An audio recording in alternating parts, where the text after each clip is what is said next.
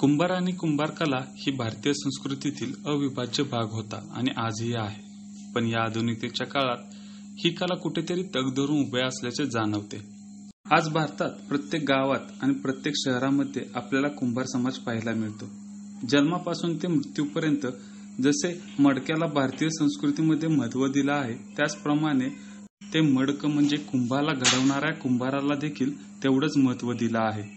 भारतीय सणामध्ये मातीच्या भांड्यांना एक वेगळंच महत्त्व प्राप्त झालं आहे आणि तीच सर्व मातीची भांडी कुंभार समाज पिढ्यानपिढ्या बनवत आला आहे.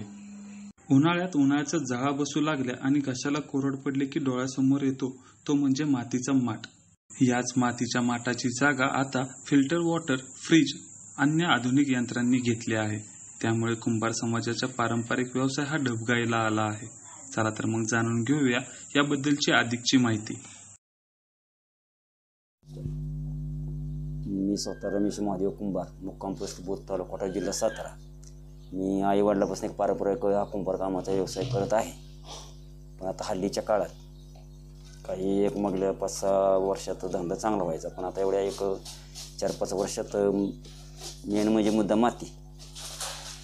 आम्हाला एका भागात पहिली माती मिळायची, आता काय माती मिळत नाही.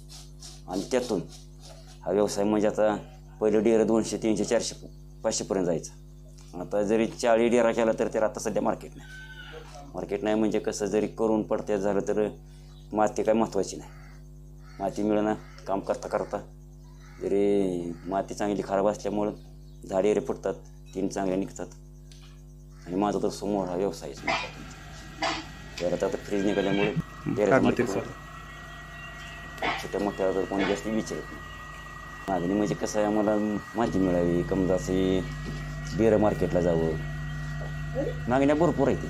पण मागण्यात आता आम्हाला सुखसोयीनं कुठल्या बाबतीत नाही. हे साधी मिशन जरी घ्यायचं गेलं तरी आता याला 25,000 रुपये खर्च आहे.